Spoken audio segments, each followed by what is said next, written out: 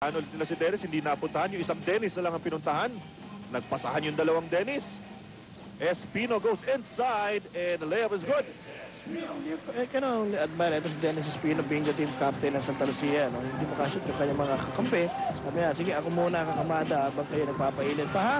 Uy, muntik makaagaw dito si Paolo Mendoza. May Mark Fingris dumire-diretso rin. Yung apat na basket sa Pure Foods, panay dun no? Panay layups Oo. Nagkaroon ng dalawang layup si James Yap, Brandon Cablay, tapos ito naman, Mark Fingris. Okay lang yan dahil yung outside shooting nito si Kerber Raimundo, walang nangyayari. Pero eto, outside shot. Yeah, the-impress natin ni Kelly Williams. Yung nga pinag-uusapan natin, napakaganda na shooting nito si Kelly Williams from the three-point line nung nakaraang laban nila. So 75% or 3 out of 4. Adukol against Williams. Adukol, hook shot niya, natapikan, nawala yung bola. And foul against Kelly Williams. Unang foul lamang para dito kay Williams. But the third team foul na para sa Santa Lucia Realty. So dalawang free throw para dito kay General Adukol. Si Romel Adukol nga po nakapagbigay ng 1 point na kalamangan nung panalo nila. Kumbaga sa labas pa, ang tawag dyan half shot. Half shot. Diba? Half 1 point. Yung nagtataka nga rin ako dun Bakit? Yung ganun pag sa barangay ka naglaro, no? Ilang panalo nyo? Half shot lang. Half shot lang. Half shot? Kalahating tira? Saka sana, buuin mo na yung shot para mas masarap. Siyempre. Diba? It's either a shot or a double. Yun. Okay, so lamang pa rin ng dalawa dito ang Pure Foods CJ Giants, mga kaibigan. Pero ito, pagkakataon para makatabla or makuha ang lamang. Ito na si Kelly Williams. Awkward looking shot no? Parang yung pagkanila, akala mo binabato pero hindi, ganun talaga Nag-mentis at nakita mo na yung kukuha ni Fingris ng rebound doon, ha? Ito na si Fingris against Norman Gonzalez. Fingris, matras-atras. Check it out, Kirby Raimundo. Wala pa rin from the outside. Nagawa ng bola, napulot ni Paolo Mendoza. Mendoza nagmamadali. Paolo Mendoza to Norman Gonzalez. Napigilan ni Mark Fingris. Ito na naman, Kelly Williams. Biglang sudden burst of speed. Dennis one it away. Ito pa isa kay Kelly Williams naman. Kaya lang si Kablay na yung katabi ni Kelly Williams dun kaya naipuwersa na yung tira Oo nga. So ito, tabla na tayo. First deadlock of the ball game. Tablay, ginugulo talaga ni Paolo Mendoza. Ito na ngayon, turnover na naman. Mendoza shoots for 3. Short. Long rebound. Good hustle by James Yap. Napunta kay Kablay. Kablay crossover move. Behind the leg. Ganda naman ang dribbling na yun. Ano mo sa napuntahan Oo nga Ito naman. Nakusunada. Oo, wala from the outside. Di pa gumagana itong mga tira ng Pure Foods. That's a hack. Oh, foul from Kirby Raimundo trying to prevent that layup from Roman Gonzalez. Suddenly, bumilis yung laro ng Santa Lucia Realty, no? Kailangan, dahil yun na nga yung strike nila this conference, di ba? Fast breaks. And Norman Gonzalez will try to get the lead para sa Santa Lucia. Ayan, unang tikim ng lamang. What a difference a timeout makes, no? Right. Zero score, after that, and 3 run. Alright, pumasok na ito si Joseph Yeo at Peter Jung Simon, of course, off the bench for both squads. As you see, itong... Si Chico Lanete. Chico Lanete, pumasok na rin. Bakit naman pinanood nyo lang yung bola? Tanong natin mamaya, ha? Okay, ito na ngayon si Renok Miranda. Pumasok na rin sa ball game. It's Yeo against Simon. Dennis Espino, pumihit. One fake, umangat. Better move. Hindi na nagmamadali sa mga tira, no? Mag-angatan kayo lahat.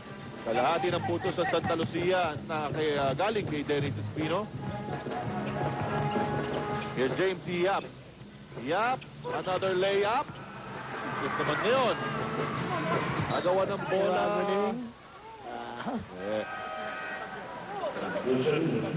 Jondan Salvador will check in the ball game.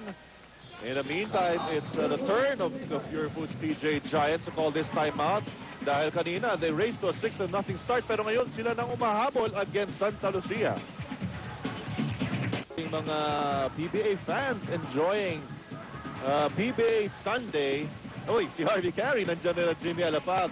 In the midst of the Okay fans. na ba? Okay na ba sa Harvey Carey? Ha? Okay na ba sa Harvey Carey? Last game, di pa naglaro. Meron siya shoulder injury. Kaya nga. Of course, yung mga kaibigan ni Barry Pasqua in the house. Ano ba? Oh, uy, si Manong, si Coach Derek Pumaren. Of course, always serious looking. Looking forward to the game later on against Gusto makabawi eh. Kasi yung top Oo. test galing sa talo yan against Air 21. Yes. In the meantime, ito naman Santa Lucia, biglang lumamang dito na sa ating ball game. And that forced Coach Paul Ryan Igor to call timeout. Here's Peter Jun Simon. Simon ngayon, sa loob, nawala ng bola. Napulot ni Denok Miranda. They set up the play. Oh, turnovers para sa Pure Foods, 5 na dito sa ating first period. Here's Norman Gonzalez against 3 defenders. Wala. Nasungkit ni Nakita Pinglis. mo naman yung pagkuha ni Pinglis ng rebound. Pangalawang beses yun, talagang above the rim eh. Oh. Oo. Here's Chico Lanete against former teammate Joseph Yo. Teammate ko sa amateurs. Sa higher ball. Yes. Ito na ngayon, Lanete. Ganda ko pa nun. Oo. Wala, ako na naman. Another turnover for Pure Foods. Joseph Yo ngayon. Miranda setting up the play para sa Santa Lucia, protecting a 3-point lead. Here's Miranda. Goes to the post. Norman Gonzalez. One fake. Pumunta sa loob. Mawawala na naman ng bola. Nawala na nga. Chico Lanete ngayon. Nagdadala ng bola para sa Pure Foods. It's Peter Jun Simon. Set up their offense. Nakikita natin ha, turnover story. Marami ng apo yan para dito sa Pure Foods. Ako, nag-focus pa ng layup si James Yap. Here's Joseph Yo. Joseph Yo naman ngayon napigilan. Cross-court pass to Williams. Williams against Pingris. In the 2-minute mark of the first quarter. 7 seconds to shoot para sa Santa Lucia. Yo to Espino. Pulls up. And wala. Sayang. Oo. 6 points in the ball game para dito kay Dennis Espino. Pero siya nagpasimula na itong rally ng Yes, Santa Lucia. oo.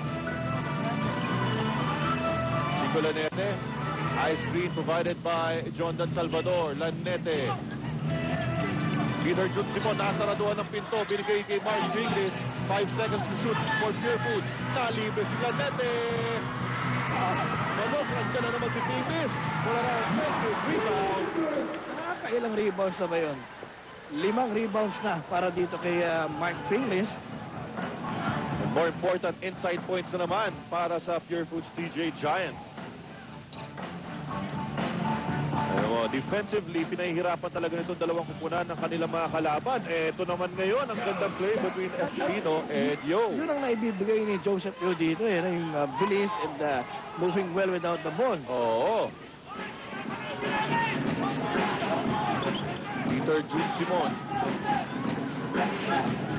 Sa the clock, 10 seconds sa shot clock. Ito na ngayon, Chico Lanete. Wala pa rin from the outside para sa Pure Foods. Nakaago naman sila ngayon. James Yap na counter steal para sa Santa Lucia. Lead pass to Joseph Yo. Binigay pa kay Norman Gonzalez sa palpal. Second serving is good.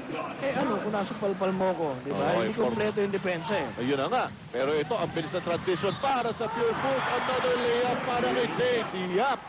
May Nakikita mo sumabit pa. yung mga layup na pumapasok eh. Yung outside shooting ng Pure Foods ang masama eh. Yun na nga. Meron tayong shot chart dito. Nakikita natin lahat tiniro na sa labas. Hindi pumasok eh. In the meantime, ito yung kaninang unang supalpal kay Gonzalez, pero sa kanya pa rin bumagsak ang bola.